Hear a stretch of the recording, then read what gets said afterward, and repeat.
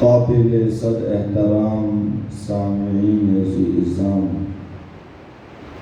اللہ رب العزت کی توفیق سے آپ حضرات سے مخاطب ہوں۔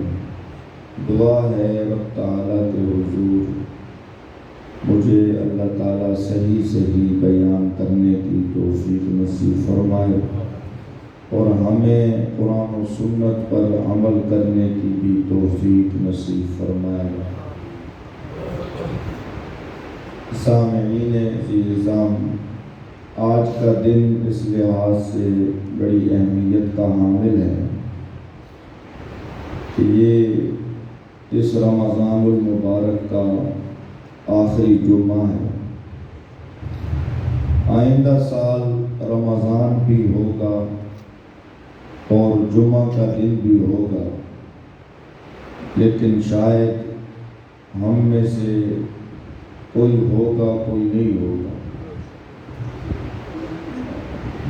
رمضان تیزی سے گزر گیا۔ قرآن کریم میں اللہ تعالیٰ فرماتے ہیں ایام معدودات، گنتی کے چند دن۔ پہلا عشرہ گزرا، پھر دوسرا عشرہ گزرا، تیسرا عشرہ بھی آج گزر جائے گا۔ یہ بات ذہن میں رہے، رمضان نہیں گزر رہا بلکہ ہم گزر رہے ہیں۔ رمضان تو اگلے سال بھی آئے گا، لیکن کیا پتہ ہم زندہ رہیں یا نہ رہیں۔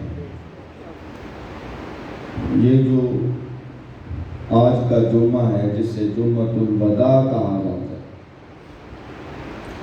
پہلی بات تو یہ ذہن میں رکھ لیں، جمعۃ الوداع کوئی اسلامی تہوار نہیں، نہ ہی الگ سے اس کے کوئی شرعی احکام۔ بہت سے لوگوں نے جمعۃ الوداع کو عید کا درجہ دیا ہوا ہے، جیسے عید کے لیے بندہ تیاریاں کرتا ہے، لوگ جمعۃ الوداع کے لیے تیاریاں کرتے ہیں، نئے کپڑے سے لاتے ہیں، بن ٹھن کے آتے ہیں، تو ان کا یہ ذہن ہوتا ہے کہ یہ کوئی الگ سے دن۔ شریعت میں جمعۃ الوداع کی الگ سے کوئی تاکید نہیں، الگ سے کوئی تعلیم نہیں۔ جیسے دیگر جمعے ہیں رمضان کے، ایسے آخری جمعہ ہے۔ بہت سے لوگوں نے ایک نئی بدعت جاری کر لی ہے، قضاء عمری والی۔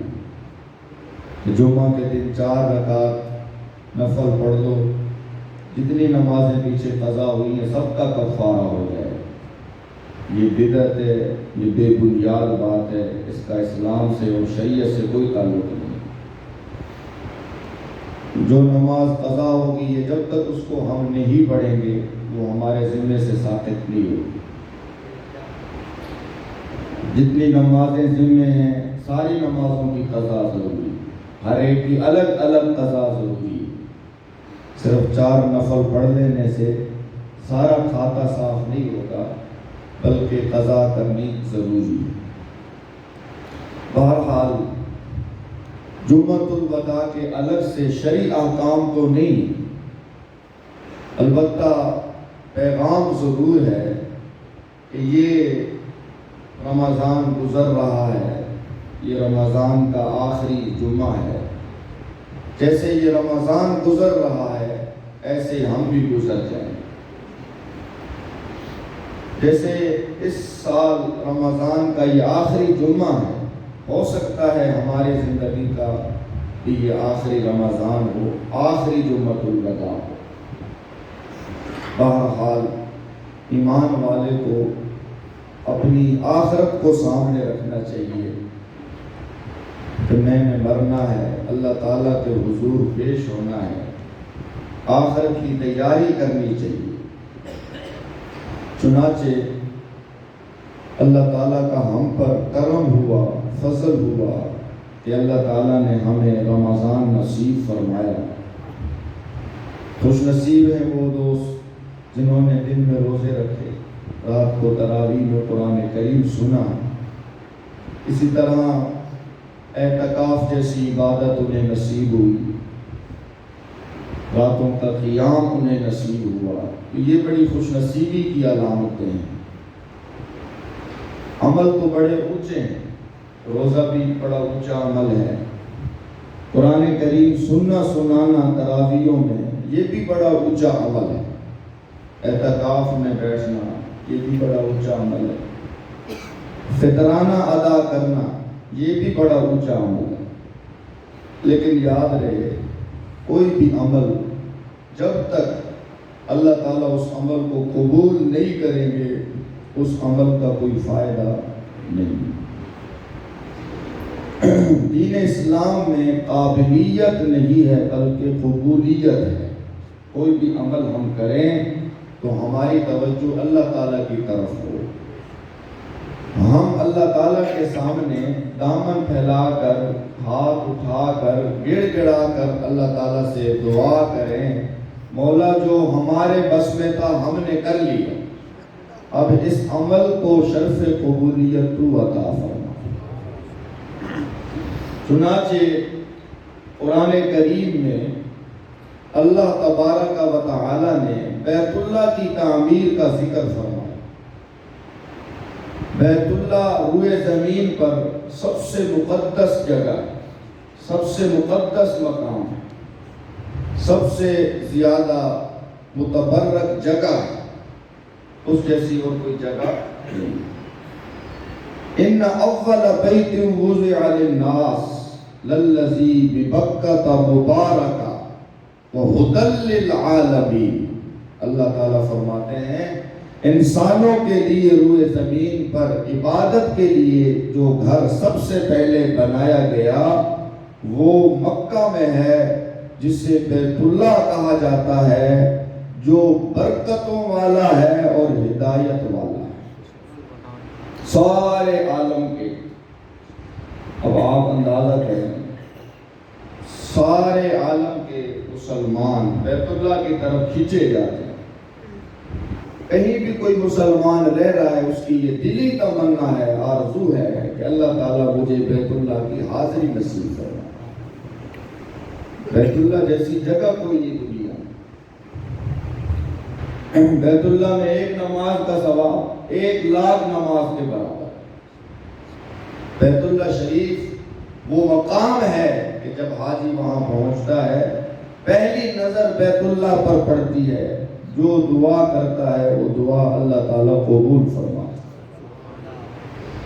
بیت اللہ شریف وہ مقام ہے جسے دیکھنا بھی عبادت ہے۔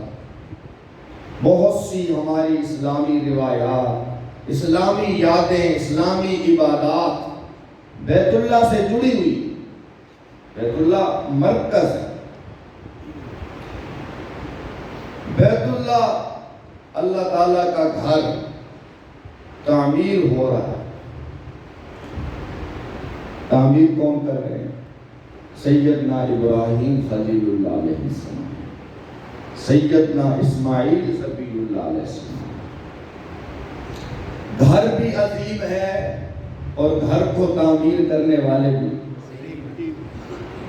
گھر دی بھی ہوڑ کوئی نہیں تے گھر نو تعمیر کرنے والے دی بھی ہوڑ۔ عمل بڑا اونچا ہے، عمل کرنے والے بھی بڑے اونچے ہیں، لیکن پھر بھی حال کیا ہے؟ بیت اللہ جب تعمیر ہو گیا، حضرت ابراہیم علیہ السلام نے اپنی جھولی اللہ تعالیٰ کے سامنے پھیلائی۔ ربنا تقبل منا انک انت السمیع العلیم، اے ہمارے پالنہار قبول کر ہم سے، بے شک تو دعاؤں کو سننے والا ہے اور اعمال کو جاننے والا ہے۔ مولا ہماری نیتوں کو تو جانتا ہے، تیری رضا کے لیے ہم نے یہ تیرا گھر تعمیر کیا، تیری خوشنودی کے لیے ہم نے یہ تیرا گھر تعمیر کیا۔ مولا ہمارے اس عمل کو شرف قبولیت عطا فرما۔ اس سے یہ نتیجہ نکلتا ہے کہ کوئی بھی عمل ہم کریں، عمل کرنے کے بعد اترانا نہیں ہے، اکڑنا نہیں ہے، تکبر نہیں کرنا، اپنے عمل کو بڑا سمجھ کے خود کو بڑا نہیں سمجھنا۔ یہ خیال کرنا کہ میں تو بڑا متقی ہوں، میں تو بڑا سخی ہوں، میں تو بڑا مجاہد ہوں، میں تو بڑا داعی ہوں، میں تو بڑا مبلغ ہوں۔ یہ جو میں والی بات ہے نا، یہ ذہن میں نہیں تھا۔ میں تو تکبر ہے، تکبر وہ گناہ ہے جس نے شیطان کو ہمیشہ کے لیے لعنتی کر دی۔ ایک بزرگ کی محفل میں کسی شخص نے سوال کیا، حضرت شیطان کو کس چیز نے لعنتی بنایا؟ رب کی درگاہ سے رسوا کر کے نکلوایا۔ اللہ والے نے فرمایا آج نہیں کل بتاؤں گا۔ جب کل دوبارہ مجلس لگی، اللہ والے نے کہا وہ کہاں ہے بندہ اس نے سوال کیا، کون ہے وہ کھڑا ہو تو اس نے کہا جی میں۔ آپ نے فرمایا اسی میں نے شیطان کو لعنتی بنا، اسی میں نے شیطان کو اللہ تعالیٰ کے دربار سے رسوا کر کے نکلوایا۔ عمل کر لیا ہے، اب سر جھکانا ہے، عمل کر لیا ہے، اب جھولی پھیلانی ہے، اللہ تعالیٰ سے مانگنا ہے مولا تو نے توفیق دی، تیری توفیق سے ہم نے یہ نیکی کی، اب ہماری یہ نیکی بنی رہے، مولا اس عمل کو قبول فرما۔ نیکی کرنا یہ ضروری نہیں ہے، بلکہ نیکی کو بچا کے رکھنا یہ ضروری ہے۔ قرآن کریم میں اللہ تعالیٰ فرماتے ہیں من جاء بالحسنہ، جو شخص نیکی لے کر آئے، یہ نہیں فرمایا نیکی کر کے آئے۔ نیکی کرنا اور ہے، نیکی کو لے کے آنا۔ بعض دفعہ انسان نیکی کر لیتا ہے لیکن اس میں دکھلاوا آ جاتا ہے، ریا آ جاتی ہے، شہرت آ جاتی ہے، نمود و نمائش آ جاتی ہے، دوسرے کو اپنی فوقیت جتلانا، احسان جتلانا، کسی غریب کا بھلا کیا ہے تو اس پر احسان جتلانا، یہ نیکی کو ضائع کرنا ہے۔ یا ایھا الذین آمنوا لا تبطلوا صدقاتکم بالمن والأذی، اے ایمان والو اپنے صدقوں کو ضائع نہ کرو احسان جتلا کر۔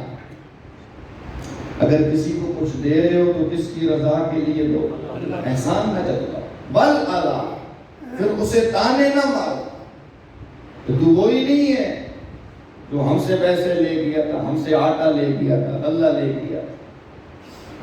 احسان بھی نہیں جتلانا اور تکلیف بھی۔ جو بھی عمل عمل کرنا ہے محض اللہ تعالیٰ کی رضا کے لیے روز قیامت 3 بد نصیب انسان ایسے ہوں گے جن کے ذریعے اللہ تعالیٰ دوزخ کی آگ کو بھڑکائیں گے۔ جیسے ہم جب آگ جلاتے ہیں تو آگ کو بھڑکانے کے لیے اس پر مٹی کا تیل ڈالتے ہیں، پٹرول ڈالتے ہیں تاکہ وہ بھڑکے، ایسے ہی دوزخ کی آگ کو بھڑکایا جائے 3 بد نصیب انسانوں کے ذریعے۔ بظاہر تینوں بڑے مقام والے ہیں، بظاہر تینوں بڑی اونچی ہستیاں ہیں، ان میں سے ایک ہوگا شہید، ایک ہوگا سخی، ایک ہوگا عالم۔ تو تینوں کا درجہ کتنا ہے؟ شہید کا بڑا درجہ ہے، ادھر شہید کی روح نکلتی ہے، ادھر جنت کے دروازے کھل جاتے ہیں۔ ادھر شہید کے وجود سے نکلنے والا خون کا قطرہ زمین پر گرتا ہے، رب اس کی مغفرت فرما دے۔ شہید کے لیے رب خود دسترخوان سجاتا ہے، اس کا اعزاز و اکرام کرتا ہے، بڑا رتبہ ہے شہید کا۔ اسی طرح سخی جو اللہ تعالیٰ کے راستے میں خرچ کرتا ہے، غریبوں کا، یتیموں کا، بیواؤں کا خیال کرتا ہے، مساجد پہ خرچ کرتا ہے، مدارس پہ خرچ کرتا ہے، خرچ کرنے کے بڑے فضائل ہیں۔ اللہ تعالیٰ خود سخی ہے اور سخی لوگوں کو پسند کرتا ہے۔ اللہ تعالیٰ خود بخیل نہیں ہے، بخیل لوگوں سے اللہ محبت نہیں کرتا۔ بڑے فضائل ہیں اللہ کے راستے میں خرچ کرنے۔ سخی کا بھی بڑا درجہ ہے۔ تیسرے نمبر پر عالم، فرمایا عالم کے چہرے کو دیکھنا بھی ثواب۔ قرآن کریم میں اللہ تعالیٰ نے علماء کی 3 کیٹیگریاں ذکر کی ہیں، 3 گروہ ذکر کی ہیں۔ پہلا گروہ وہ ہے فَمِنْهُمْ ظَالِمٌ لِنَفْسِهِ، کہ علم تو ہے لیکن عمل نہیں، اپنی جانوں پر ظلم کرتے رہتے ہیں، گناہ کرتے رہتے ہیں، گناہ زیادہ ہیں لیکن کم ہیں۔ ایک گروہ علماء کا وہ ہے جن کی برائیاں زیادہ ہیں نیکیاں کم ہیں۔ وَمِنْهُمْ مُقْتَصِدٌ، دوسرا گروہ علماء کا وہ ہے جو نیکیاں بھی کرتا ہے اور برائیاں بھی کرتا ہے، برابر، جتنی نیکیاں اتنے برائیاں، مقتصد۔ اور تیسرا گروہ ہے منہم سابق بالخیرات، کہ جو نیکیاں ہی نیکیاں کرتے ہیں، برائیاں نہیں کرتے، ان کی نیکیاں زیادہ ہیں۔ لیکن آپ اندازہ کریں گے 3 گروہ اللہ نے ذکر کیے۔ علماء کا ایک گروہ وہ ہے جو گناہ زیادہ کرتا ہے، نیکیاں کم کرتا ہے۔ دوسرا گروہ وہ ہے جو نیکیاں بھی اور گناہ بھی ایک جیسے کرتا ہے، برابر۔ اور تیسرا گروہ وہ جو نیکیاں ہی نیکیاں کرتا ہے۔ علماء کے تینوں طبقوں کو ذکر کرنے کے بعد اللہ نے فرمایا یہ تینوں کامیاب۔ علماء کے تینوں گروہ، اگر عالم بد عمل بھی ہے نا جی، تب بھی اسے علم کا اجر ملے گا۔ سمجھ آ رہی ہے کوئی نہیں؟ تو علماء کی بڑی شان ہے، علماء کا بڑا مقام ہے۔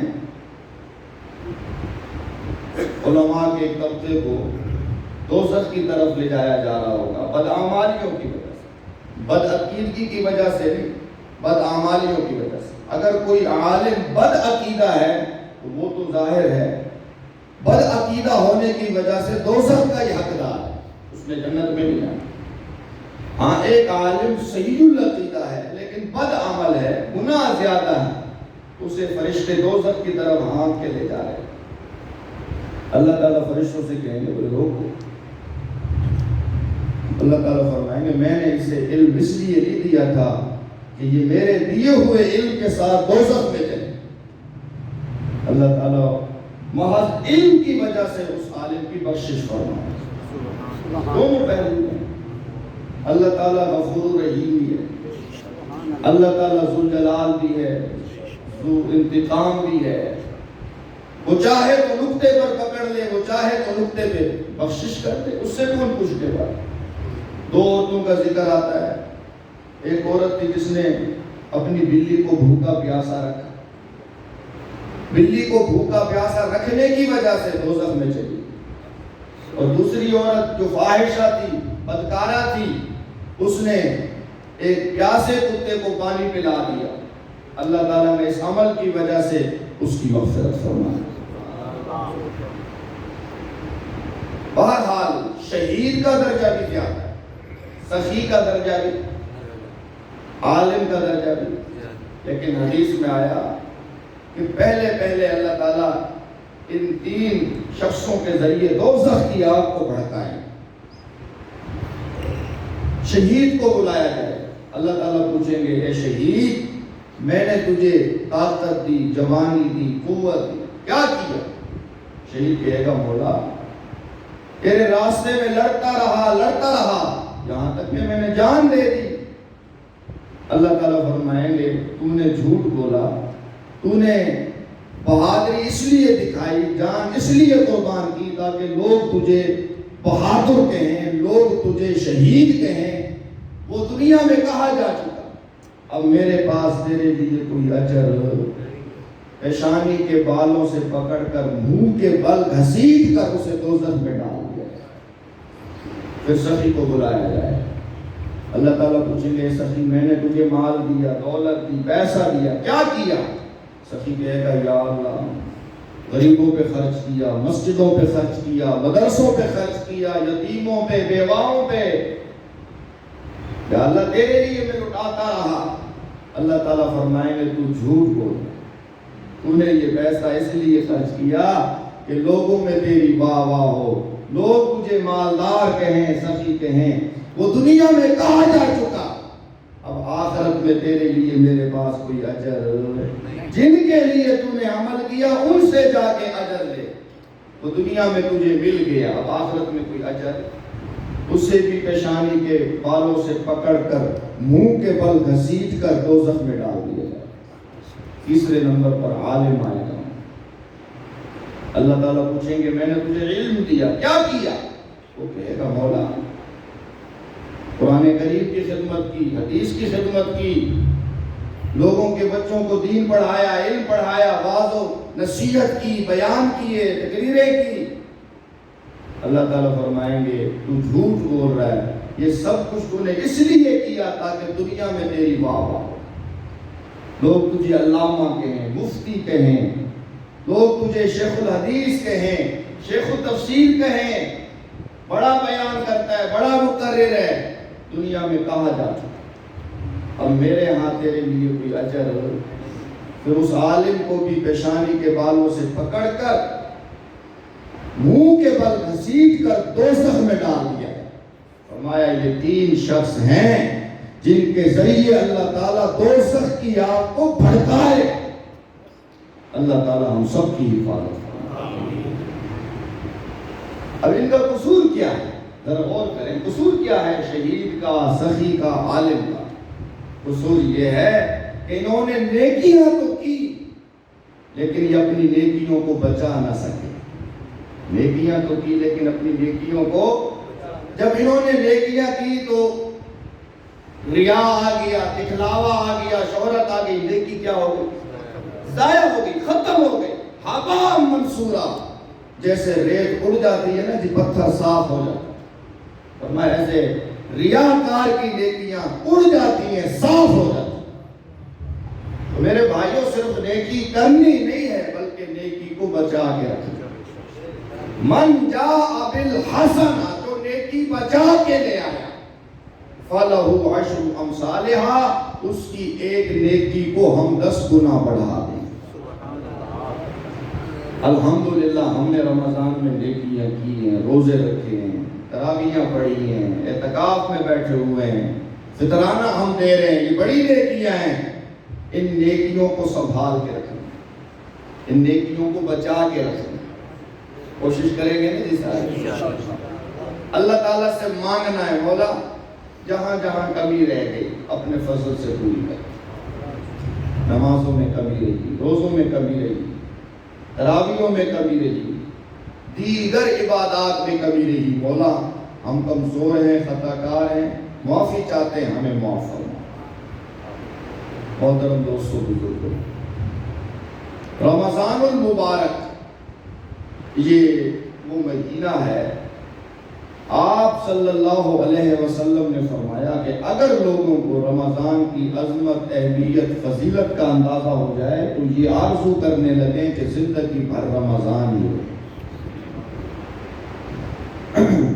رمضان کے گزرنے کے بعد اسلامی تہوار منایا جاتا ہے، عید الفطر، بہت بڑا دن ہے، اللہ تعالیٰ کی طرف سے مہمانی کا دن، ضیافت کا دن۔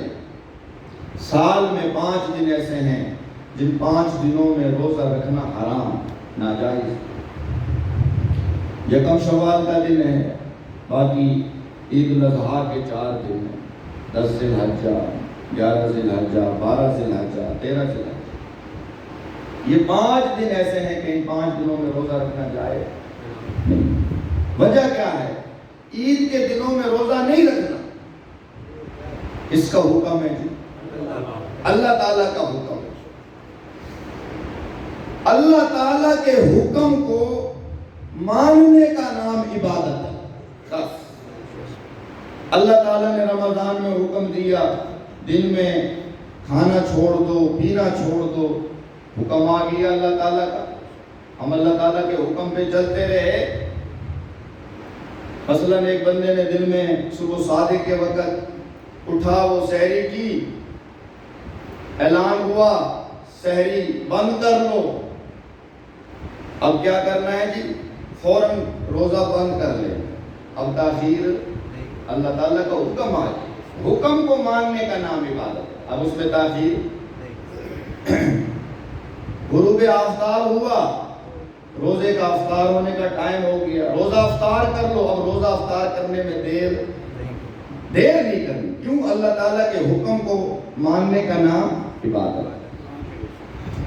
عید کا دن ہے، اللہ تعالیٰ کی طرف سے ضیافت کا دن ہے، مہمانی کا دن ہے، خود رب تعالیٰ روزے داروں کے لیے اپنی نعمتوں کا دسترخوان سجاتا ہے۔ اللہ تعالیٰ عرش پہ خوشیاں مناتے ہیں، اللہ تعالیٰ کے فرشتے عرش پہ خوشیاں مناتے ہیں، اللہ تعالیٰ اپنے بندوں پر رشک فرماتے ہیں کہ یہ میرے بندے ہیں جنہوں نے 30 دن میرے لیے روزہ رکھا، بھوکے پیاسے رہے، آج حق بنتا ہے کہ میں انہیں اپنی قدرت سے کھلاؤں، میں انہیں اپنی قدرت سے پلاؤں۔ اللہ تعالیٰ فرماتے ہیں میرے بندو، یہ عید کا دن دنیا میں میری مہمانی کا ایک نمونہ ہے، اور جب آخرت میں آؤ گے تو پھر جنت میں میری مہمانی دیکھو گے، جنت میں تمہاری ہر خواہش پوری ہوگی۔ لَكُمْ فِيهَا مَا تَشْتَهِي أَنفُسُكُمْ وَلَكُمْ فِيهَا مَا تَدَّعُونَ، جو خواہش تمہاری زبان پر آئے گی وہ خواہش بھی پوری کی جائے گی، اور جو خواہش تمہارے دل میں انگڑائی لے گی وہ خواہش بھی پوری کی جائے گی۔ نُزُلًا مِّن غَفُورٍ رَحِيمٍ، مہمانی ہے بخشنے والے مہربان رب کی طرف سے۔ یہ جو عید کا دن ہے یہ مہمانی کا دن ہے، اللہ تعالیٰ کی طرف سے ضیافت کا دن ہے۔ اللہ تعالیٰ مسلمانوں کو یہ کہہ رہے ہیں کہ آج کے دن روزہ نہیں رکھنا، خوب کھاؤ، خوب پیو، روٹھے ہوئے کو مناؤ، دکھی دلوں کو جوڑو۔ آج عید کا دن ہے، آج خوشی کا دن ہے، آج عالم اسلام کا ایک عظیم تہوار ہے۔ عید کے دن اشراق کی نماز کوئی نہیں ہے، کوئی اشراق کی نماز؟ عید کے دن عید کی اذان کوئی نہیں، عید کے دن عید کی اقامت کوئی نہیں۔ فلسفہ کیا ہے؟ اللہ تعالیٰ فرماتے ہیں میرے بندے آج عید کا دن ہے، آج فجر کی نماز پڑھ، اور فجر کی نماز پڑھنے کے بعد مجھ سے ملنے کے لیے عیدگاہ میں آ جا۔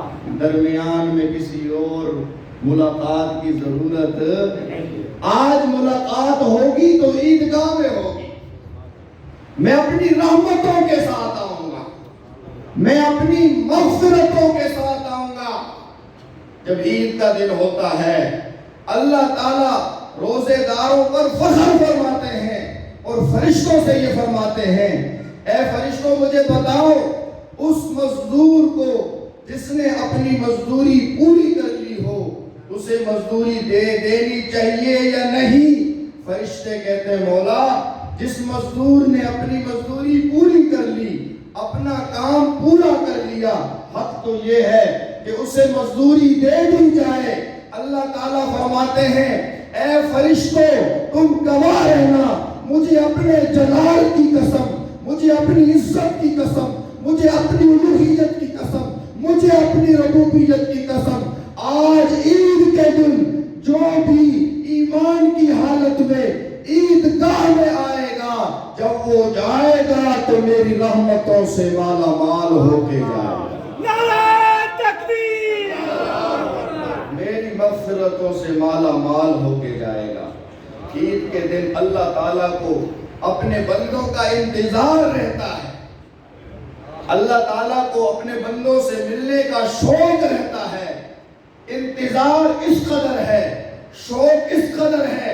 اللہ تعالیٰ فرماتے ہیں میرے بندے آج عید کا دن ہے، آج تیرا دن ہے، آج تجھے بلانے کے لیے اذان دینے کی ضرورت بغیر اذان دیے بغیر بلائے چلا، آج اذان کی بھی ضرورت، اذان کی وجہ سے کہیں دیر نہ ہو جائے، لوگ اس خیال میں رہے ابھی تو اذان ہونی ہے، اذان ہوگی تو جائیں گے۔ فرمایا اذان کی بھی ضرورت نہیں، تکبیر اقامت کی بھی ضرورت نہیں، آجا میرے بندے آج مہمانی کا دن ہے، آج تیری ضیافت کا دن ہے۔ محترم دوستو بزرگوں عید منائی جاتی ہے، عید منانے کا حکم اسلام دیتا ہے۔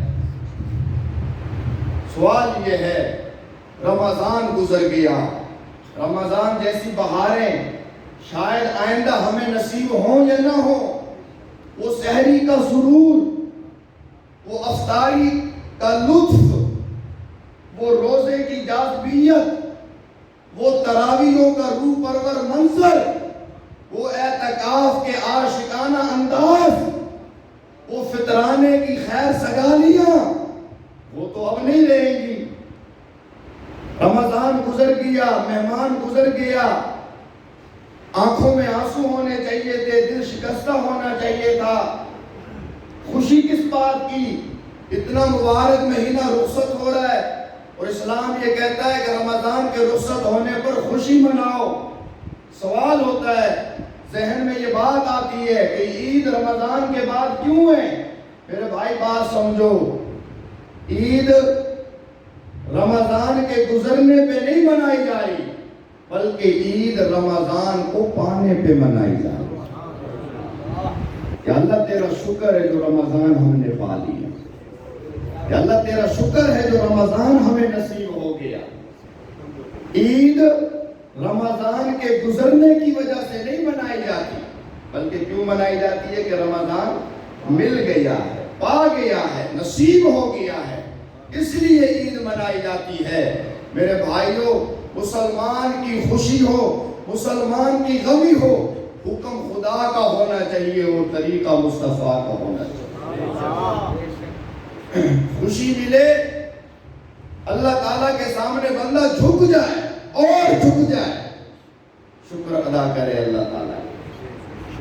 رمضان المبارک میں مکہ فتح ہوا، مکہ کا فتح ہو جانا یہ بہت بڑی خوشی ہے، یہ بہت بڑا دن ہے۔ آپ صلی اللہ علیہ وسلم کی 23 سالہ قربانیوں کا نچوڑ فتح مکہ۔ کافر جو مسلمانوں کو آئے دن تکلیفیں دیتے رہتے تھے، ہجرت پر مجبور کیا، مکہ چھوڑنا پڑا، جنگیں لڑنی پڑی، صحابہ پکار اٹھے متی نصر اللہ، اللہ کی مدد کب آئے گی؟ پھر اللہ نے اپنی مدد کو پورا کیا۔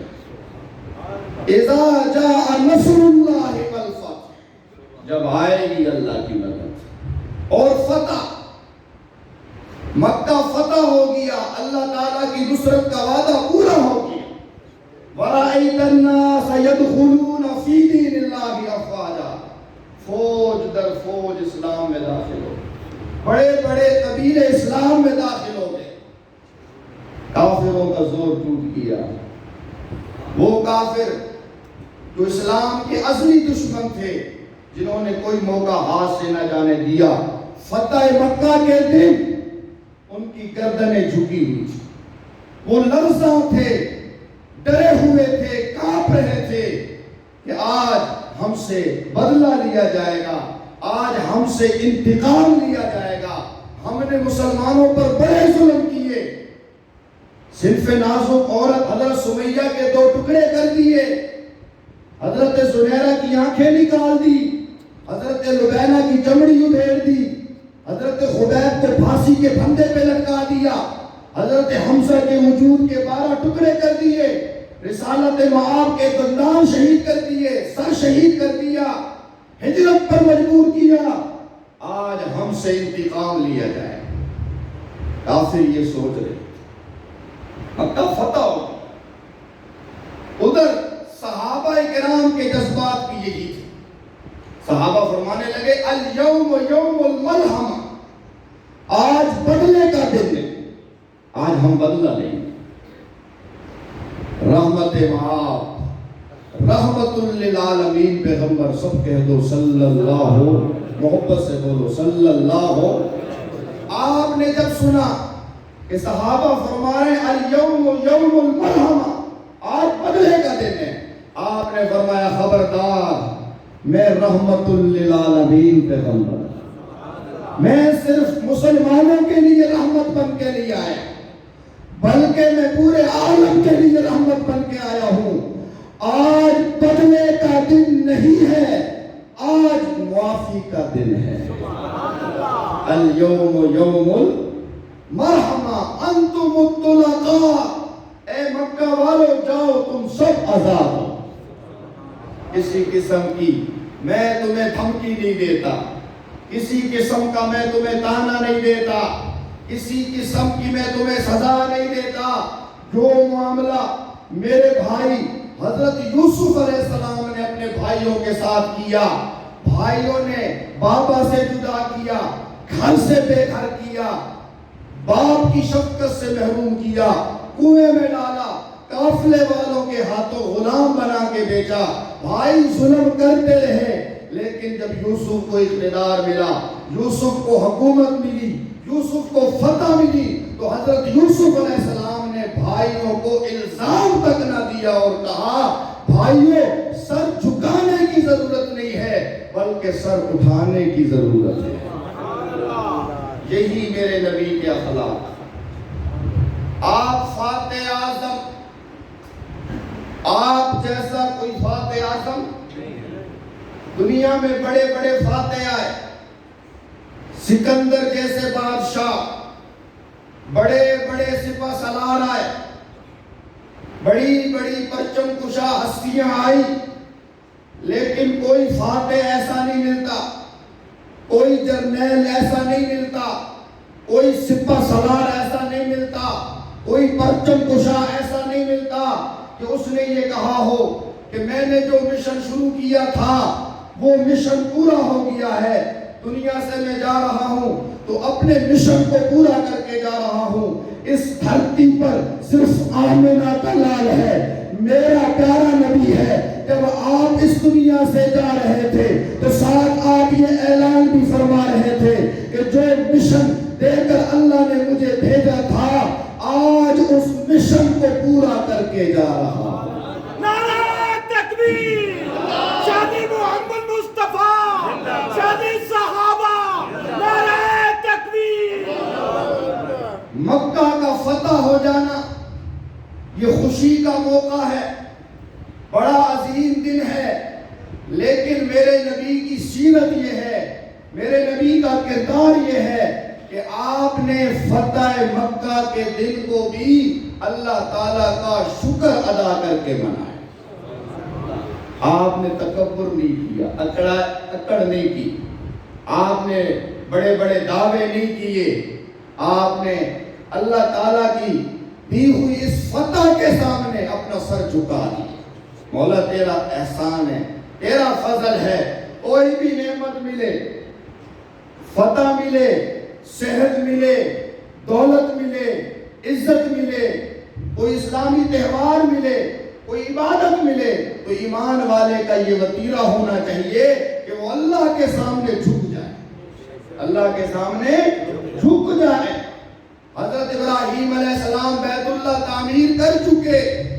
پہلی دعا ربنا تقبل منا انک انت السمیع العلیم، اے ہمارے پالنہار ہمارے اس عمل کو قبول کر لے. دوسری دعا ربنا وجعلنا مسلمین لک، اے ہمارے پروردگار ہماری گردنوں کو اپنی فرما برداری میں جھکا دے. کیا دعا کرنی چاہیے؟ ہماری گردنوں کو اپنی فرما برداری میں وجعلنا مسلمین لک، مولا ہمیں مسلمانوں میں شامل کر دے. مسلمان وہ ہوتا ہے جو اپنا تن من دھن اللہ کے حوالے کر دے، جو اپنی خواہشات، اپنے جذبات، اپنے ارادے، اپنی باتیں، اپنی سوچیں، اپنا فکر، اپنا ذکر، اپنی جلوت، اپنی خلوت، اپنا سفر، اپنا حضر، اپنا دکھ، اپنا سکھ کس کے سامنے رکھے؟ بلا من اسلم وجہہ للہ. یہودیوں نے کہا جنت ہماری ہے، عیسائیوں نے کہا جنت ہماری ہے. اللہ تعالیٰ نے دونوں کی نفی کی. اللہ نے فرمایا جنت اس کی ہے جو اپنے آپ کو اللہ کے حوالے کر دے. بلا من اسلم وجہہ للہ، جو اپنا چہرہ اللہ کے حوالے کر دے، اپنا ظاہر اللہ کے حوالے کر دے، اپنا باطن اللہ کے حوالے کر دے. مسلمان کا معنی ہے مان مان کر چلنے والا. مسلمان وہ ہوتا ہے جو اللہ اور اللہ کے رسول کی مان مان کے چلے. جو اپنی من مانیا کرے وہ مسلمان بنا. مسلم سے، مسلم عربی زبان میں اس اونٹ کو کہا جاتا ہے جس کی ناک میں نکیل ہوتی ہے. جس اونٹ کی ناک میں نکیل ہو وہ اپنی مرضی سے کھا پی نہیں سکتا، وہ اپنی مرضی سے اٹھ بیٹھ نہیں سکتا، چل پھر نہیں سکتا. مسلم سے بنا ہے مسلمان. مسلمان کی ناک میں بھی اللہ اور اس کے رسول کی نکیل ہے. یہ اپنی مرضی سے کھا پی نہیں سکتا. یہ وہی کھائے گا پیے گا جو اللہ اور اللہ کا حبیب کہے گا. ایسا ہے یا کوئی؟ حضرت ابراہیم علیہ السلام کیا فرما رہے ہیں؟ مولا مجھے بھی مسلمان بنا دے. وَمِن ذُرِّيَّتِنَا، اور ہماری اولاد کو بھی، میری نسل میں جو آئیں وہ بھی تیرے فرما بردار. سبحان اللہ. وَأَرِنَا مَنَاسِكَنَا، مولا ہمیں عبادت کا طریقہ سکھا. سبحان اللہ سبحان اللہ. عبادت کا طریقہ وہی صحیح ہے جو خود اللہ نے سکھلایا ہے. عبادت کا طریقہ وہی صحیح ہے جو اللہ تعالیٰ کے پیغمبر نے سکھلایا ہے. انسان یہ دعا کرتا رہے وَأَرِنَا مَنَاسِكَنَا، مولا مجھے سیکھنے والوں میں شامل کر. مجھے سیکھنے والوں میں، سیکھتے سیکھتے دین پر چلنا ہے. آج ایک المیہ یہ ہے کہ ہم بغیر سیکھے دین پر چل رہے ہیں، جس کے فوائد کم ہیں اور نقصانات زیادہ ہیں، اور ہماری توجہ اس طرف نہیں ہے کہ جی ہم نماز تو پڑھ رہے ہیں بغیر سیکھے پڑھ رہے ہیں، ہم روزہ تو رکھ رہے ہیں بغیر سیکھے رکھ رہے ہیں، ہم حج تو کر رہے ہیں بغیر سیکھے کر رہے ہیں، ہم زکوٰۃ تو نکال رہے ہیں بغیر سیکھے کر رہے ہیں. میرے بھائیوں، دنیا کا کوئی کام بغیر سیکھے نہیں ہوتا. وہ دین جس پر اللہ نے جنت کا وعدہ کیا ہے وہ بھی بغیر سیکھے نہیں ہو سکتا. حضرت ابراہیم علیہ السلام اللہ کے نبی جو پوری امت کو سکھلانے کے لیے آئے، جو ہمارے پیارے نبی کے بھی پیشوا ہیں، وہ اللہ سے دعا کر رہے ہیں وَأَرِنَا مَنَاسِكَنَا، مولا عبادت کا طریقہ تو سکھا ہمیں، عبادت کی ترتیب تو سکھا ہمیں. وَتُوبْ عَلَيْنَا، مولا ہماری توبہ قبول کر. انک انت التواب الرحیم، بے شک تو توبہ قبول کرنے والا اور رحم کرنے والا۔ عرض یہ کر رہا ہوں، رمضان گزر رہا ہے، گزر گیا ہے، اب ہمیں چاہیے کہ ہم اپنا جائزہ لیں، اپنے اندر کو ٹٹولیں کہ جس مقصد کے لیے رمضان آیا تھا، آیا وہ مقصد ہم نے پا لیا۔ روزہ تھا تقویٰ پیدا کرنے کے لیے، کیا تقویٰ ہمارے اندر آ گیا؟ اگر ہمارے اندر نیکی کا جذبہ بڑا ہے تو سمجھو کہ ہماری عبادتیں قبول ہو گئی۔ اگر نیکی کا جذبہ نہیں بڑھا، ہمارے اندر کوئی تبدیلی نہیں آئی، تو پھر یہ ہماری مشقت ضائع چلی گئی، ہماری یہ محنت۔ اس کی مثال سمجھو، لوگ حج کرنے جاتے ہیں، حج مبرور بڑا حج ہے، جب بندہ حج مبرور کر کے لوٹتا ہے تو اس کے وجود پر کوئی گناہ نہیں ہو، اتنا سرمایہ لگایا، پیسہ لگایا، حج کر کے آ گیا، اب کیسے معلوم ہوگا کہ حج قبول ہوا ہے یا نہیں ہوا؟ علماء نے لکھا حج قبول ہونے کا معیار یہ ہے کہ وہ اپنی پہلی زندگی کا جائزہ لے اور بعد والی زندگی کا جائزہ لے۔ اگر حج سے پہلے وہ سودی کاروبار کرتا تھا، اگر حج کے بعد بھی کرتا ہے تو حج قبول۔ حج سے پہلے اگر وہ رشوت میں مبتلا تھا، حج کے بعد بھی وہ رشوت میں مبتلا ہے تو اس کا حج قبول۔ حج سے پہلے بھی بہنوں کا حق کھایا ہوا تھا، بیٹیوں کا حق کھایا ہوا تھا، حج کے بعد بھی وہی صورتحال ہے تو حج قبول۔ عمل کے قبول ہونے کا معیار یہ ہے کہ انسان کے اندر تبدیلی آئے، انسان کے اندر انقلاب آ جائے۔ میں سمجھانے کے لیے باتیں کیا کرتا ہوں، میرا یہ مزاج نہیں ہے میں کسی پر بلا وجہ تنقید کرتا پھروں، کیچڑ اچھالتا پھروں۔ اللہ مجھے صحیح بیان کرنے کی توفیق نصیب فرمائے، اللہ تعالیٰ اخلاص کی دولت نصیب فرمائے۔ یہ منبر اصلاح کے لیے ہے میرے بھائی۔ یہ جو لوگ ہمارے اعتکاف میں بیٹھتے ہیں، 10 سال 10 دن اعتکاف میں بیٹھے، چاند رات کو پھر یہ بازاروں میں نکل جاتے ہیں، سب سے پہلے جا کے کلین شیو داڑھی صاف کرو، کیا فائدہ اعتکاف کا یار؟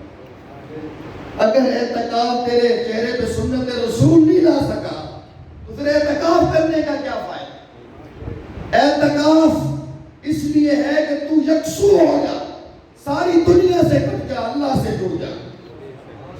اعتکاف قبول ہونے کی نشانی ایک بندے کے اندر کیا آ جائے گی؟ تبدیلی آئے۔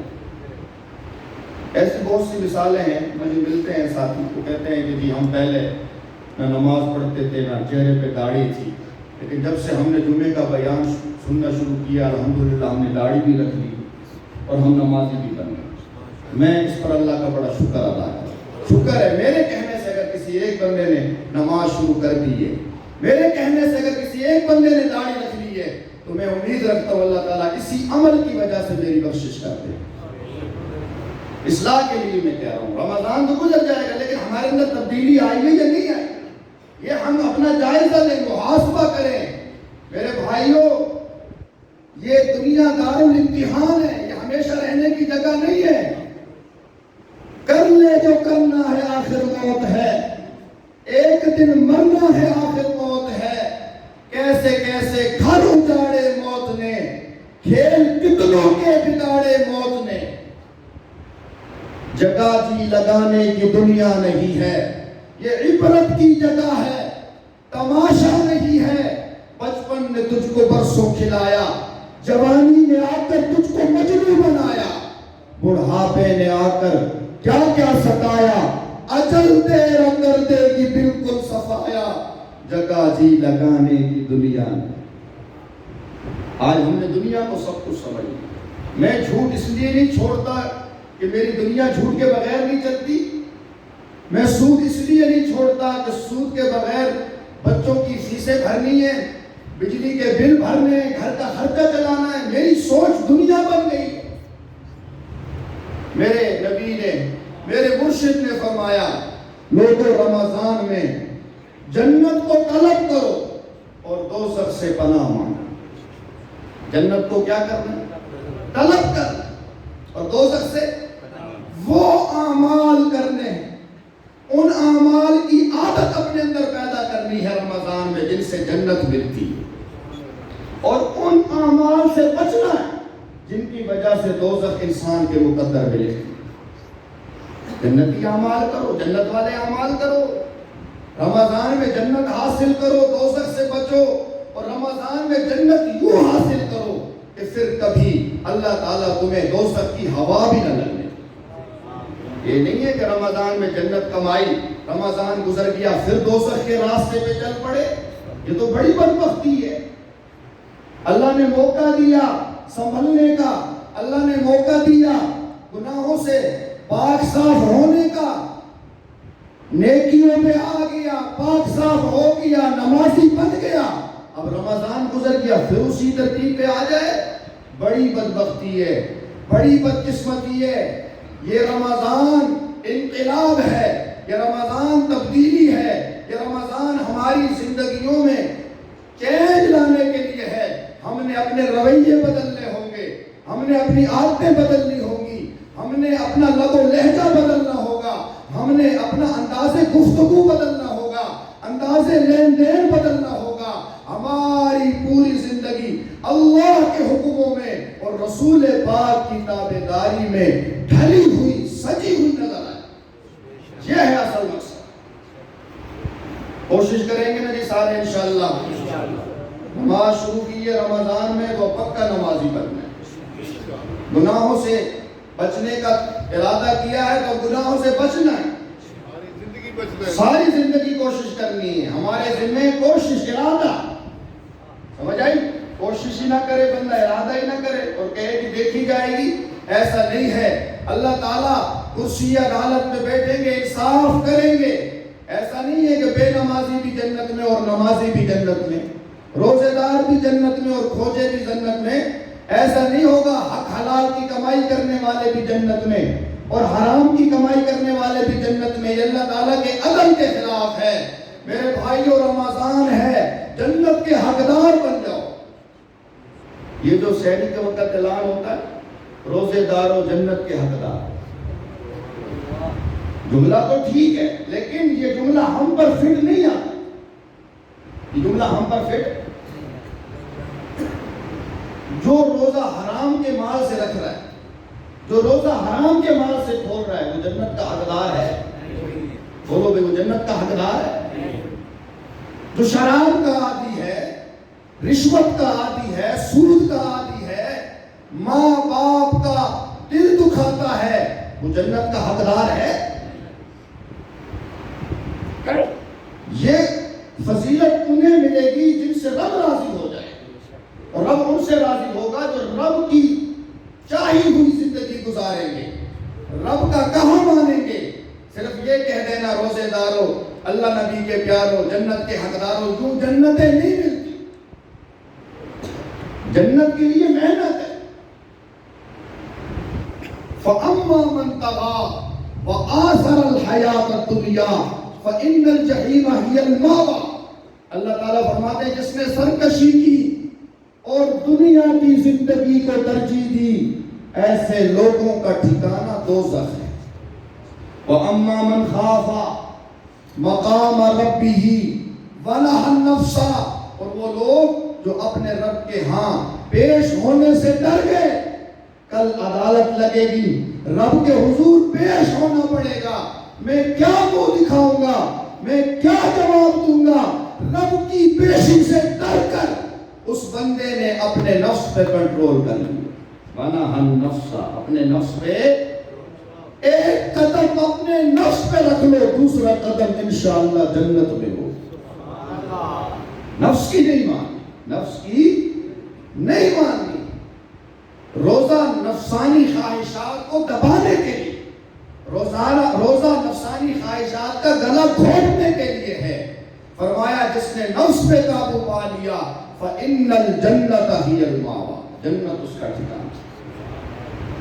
قرآن کریم میں اللہ تعالیٰ نے بار بار جنت کا ذکر کیا، بار بار دوزخ کا ذکر کیا یا نہیں؟ یہ دو مقام ہے یا کوئی نہ؟ جیسی کرنی ویسی بھرنی، نہ مانے تو کر کے دیکھ، جنت بھی ہے دوزخ بھی ہے، نہ مانے تو مر کے دیکھ۔ جنت جہنم ہے یا کوئی نہ؟ ایمان ہے تو پھر جنت والے بنو، جہنم والے نہ بنو۔ اللہ کے حضور گڑ گڑا کے رو، آج کی رات چاند رات نہیں ہے، آج کی رات انعام کی رات، آج کی رات کا نام لیلۃ الجائزہ ہے، انعام والی رات۔ کوشش یہ کرو زیادہ سے زیادہ وقت مسجد میں گزار، مسجد میں گزار، اللہ کو مناؤ، کمی کوتاہیوں سے معافی مانگو، عبادتوں کی قبولیت کرواؤ۔ ابھی بھی رمضان کی گھڑیاں باقی ہیں، رات بڑی قیمتی ہے، لیلۃ الجائزہ، انعام والی رات۔ انعام لینا چاہیے یا نہیں لینا چاہیے؟ بازاروں میں پھرتے رہو، موٹر سائیکلوں کے سلنسر نکال کے دوسروں کا جینا حرام کرتے رہو، پیسے کو آگ لگاتے رہو، یہ تو وہ اعمال ہے جو انسان کو دوزخ کے قریب کرتے ہیں۔ انعام کے حقدار بننا ہے تو عبادت کی طرف آ جاؤ، کریں گے نا سارے کوشش انشاءاللہ۔ عید کا دن بہت بڑا دن ہے، عید کے دن جو کرنے کے کام ہیں، آپ صبح صادق کے وقت اٹھیں، اللہ تعالیٰ کے حضور تہجد کی نماز پڑھیں، اس کے بعد عید کی تیاری کریں، غسل کریں، صاف ستھرے کپڑے پہنیں، نئے کپڑے پہننا ضروری، صاف ستھرے کپڑے جو میسر ہیں وہ آپ پہنیں، خوشبو لگائیں، مسواک کریں۔ عید الفطر ہے تو میٹھی چیز کھا کے گھر سے نکلیں، عید الفطر ہے تو تکبیرات تشریق آہستہ آہستہ پڑھتے نکلیں، اللہ اکبر اللہ اکبر لا الہ الا اللہ واللہ اکبر اللہ اکبر وللہ الحمد۔ ایک راستے سے آئیں دوسرے راستے سے جائیں، پہلی صف میں آ کے نماز پڑھنے کی کوشش کریں، اور یہ ذہن لے کر آئیں کہ مولا میں بہت بڑا گناہ گار ہوں، آج کا دن ہے، اگر آج کے دن بھی تو راضی نہ ہوا تو پھر میری زندگی میں اور کوئی دن نہ، مولا تجھے منا کے جاؤں گا، تجھے راضی کر کے جاؤں گا۔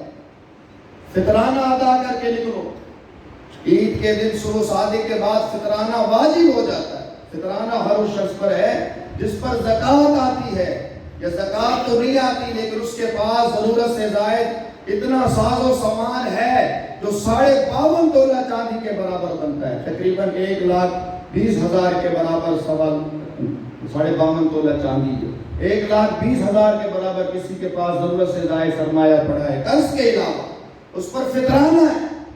اگر وہ بال بچوں والا ہے تو نابالغ بچوں کا فطرانہ بھی وہ دے گا، اگر بالغ اولاد کا بھی دے دے تو بہتر ہے۔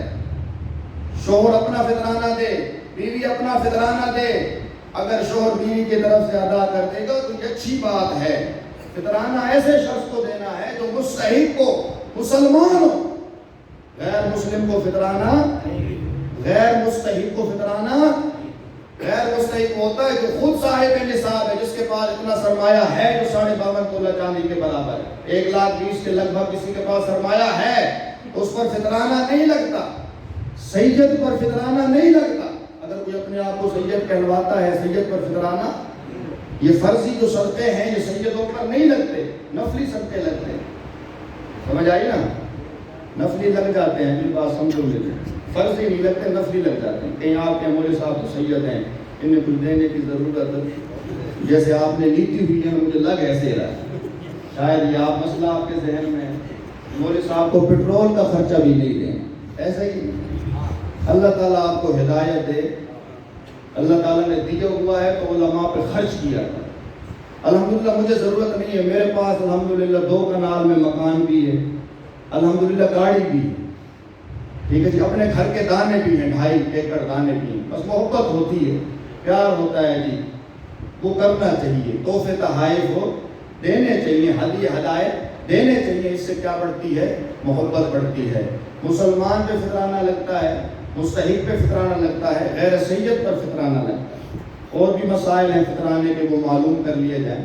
افضل تو یہ ہے کہ بندہ کشمش کے حساب سے فطرانہ دے، 3.5 کلو کشمش کا جو ریٹ ہے وہ دے، کشمش دے، کشمش نہیں دے سکتا کھجور دے، کھجور نہیں دے سکتا جو دے، جو بھی نہیں دے سکتا تو پھر 4تھا نمبر گندم کا، کہنے کو تو ہم ملک بھی ہیں، کہنے کو تو ہم چودھری بھی ہیں، کہنے کو تو ہم جاگیردار بھی ہیں، لیکن جب فطرانے کی باری آتی ہے نا، جب سب سے جو چھوٹا درجہ ہے نا گندم، ہم وہ دیتے، پھر ہم غریب بن جاتے ہیں۔ نہ ہم کشمش دے سکتے ہیں، بھائی جن کو اللہ نے دیا ہوا ہے کشمش کے حساب سے دو، کھجور کے حساب سے دو، اگر نہیں دینا گندم کے حساب سے بھی دو گے تو فطرانہ ادا ہو جائے گا۔